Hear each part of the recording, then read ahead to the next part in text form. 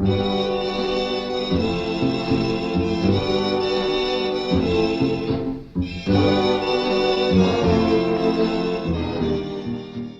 everybody doing? Gonna be bringing y'all a video to set you up for the weekly profiles and also kind of just give you preference on when is my favorite time to trade. There is a lot of importance on when you're trading. Obviously, in every video I say when, where, and why. And the when is one of the most important parts. My preferred trading days are going to be Tuesday through Friday. And we're going to have key trading times and conditions. If there's not a high probability day ahead of me, I usually just don't like to trade it. At 8:30, I like to enter the manipulation and assess pre-market price action and news. Also, look for key time-based liquidity ranges and potential grabs for those liquidities.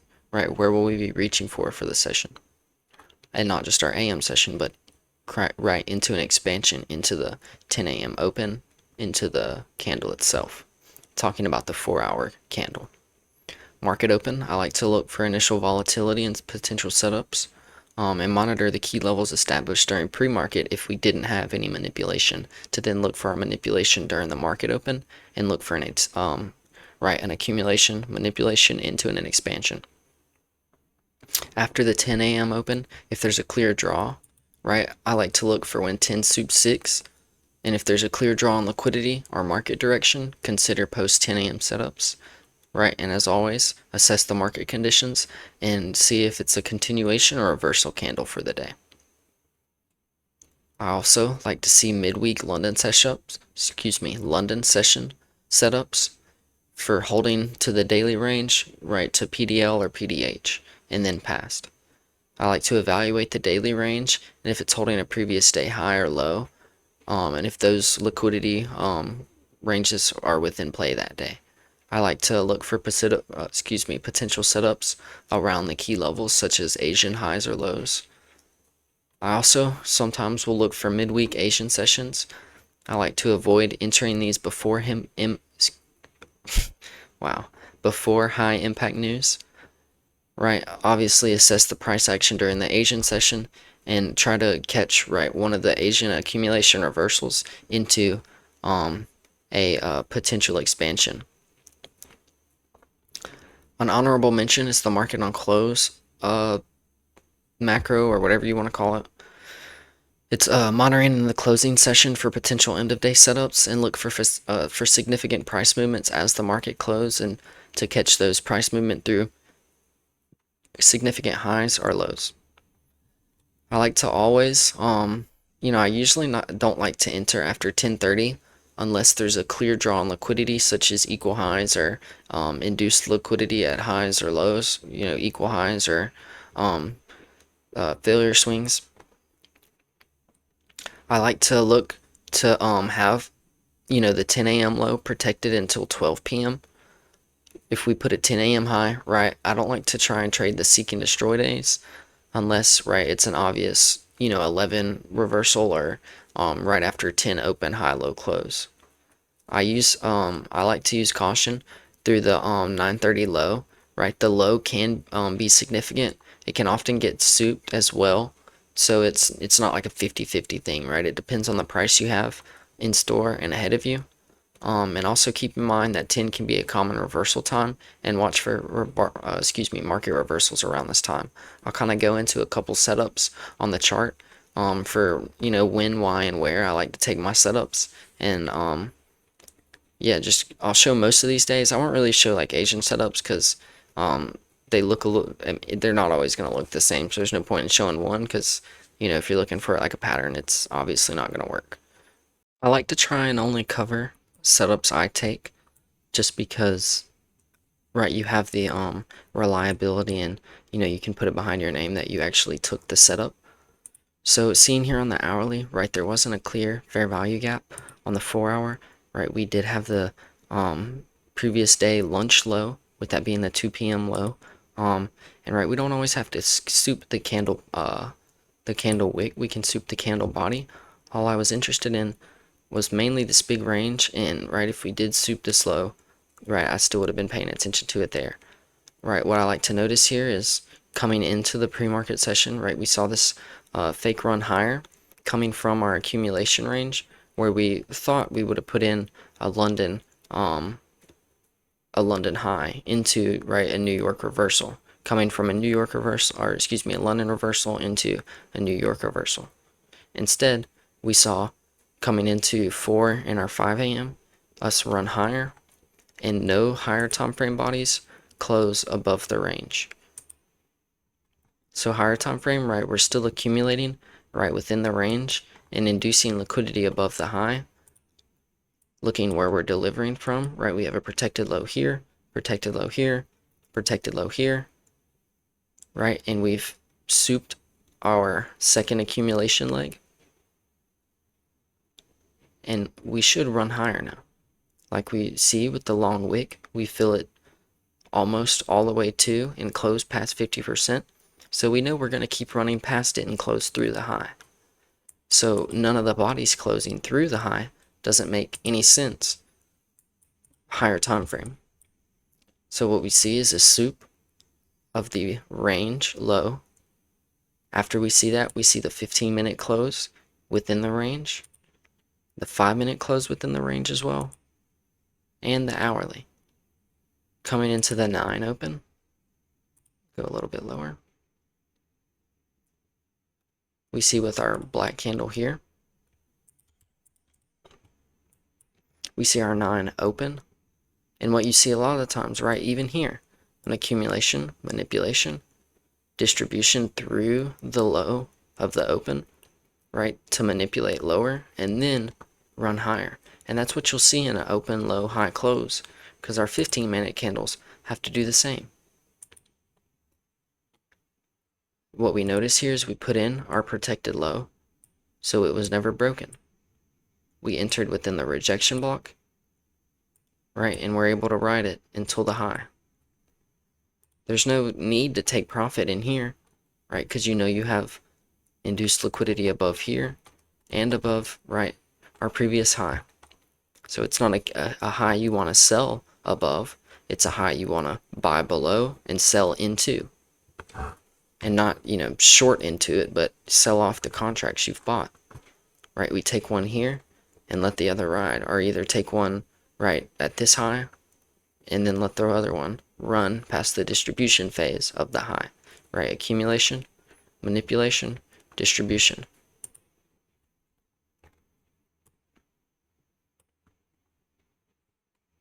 This is a very clean and textbook setup, right? This is where we saw us delivering into, right, our highs up above here, and right, even our obvious, right, relative, or excuse me, low resistance highs here. Right, we see that we've put in an SMT sweeping previous day low, lower time frame, and we've also have an SMT previous week low. We zoom in and see that the candle has swept the range low and closed back within. Go to the 1 hour, right? There's no close under the range. And I know that is almost different from what I'm saying when your bodies are closing and you're accumulating within the range, right? But we've already manipulated higher time frame. Even this low, technically, you would want to see as high resistance.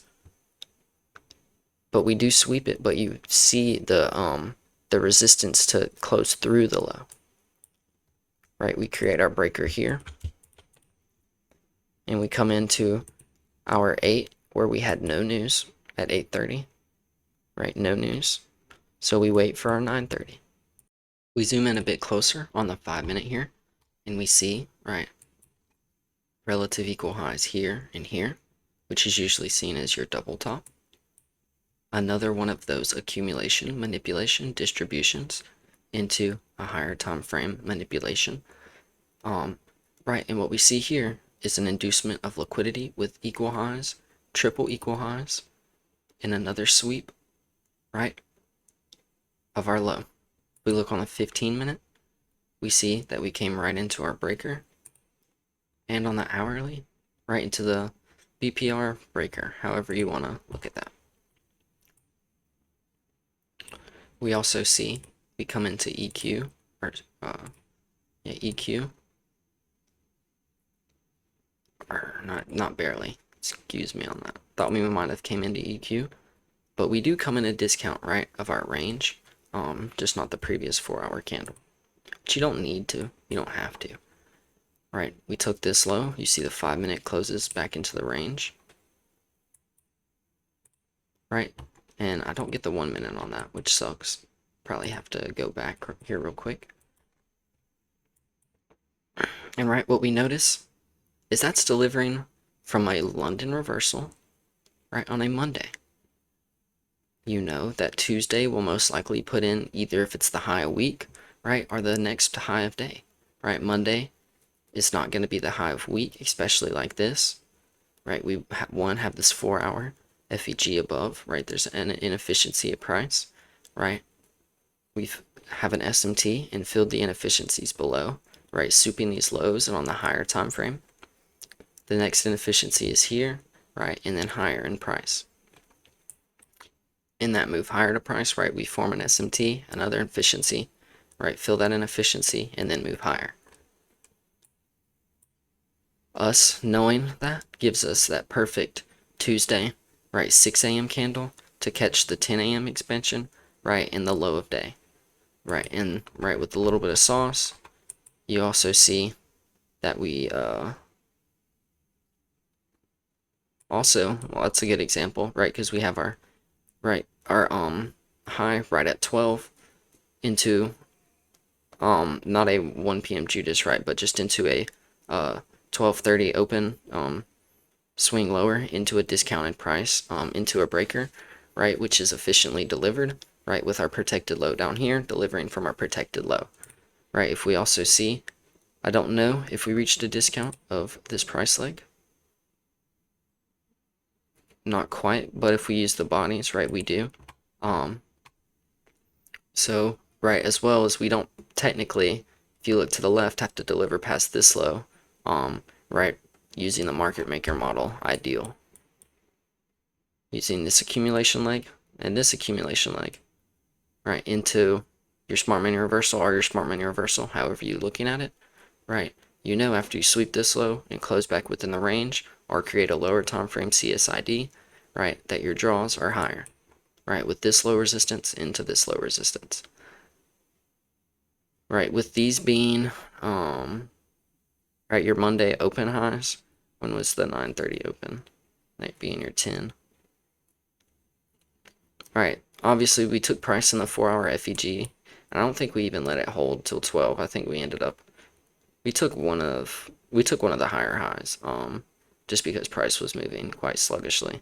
But, right, other than that, you know, using, right, this Tuesday, right, and our Wednesday as well, right, for our other trade, that's how I, you know, like to use our days of the week, you know, to give us, right, good, efficient price deliverances, and, right, obvious draw on liquidities using your weekly profiles and your daily profiles.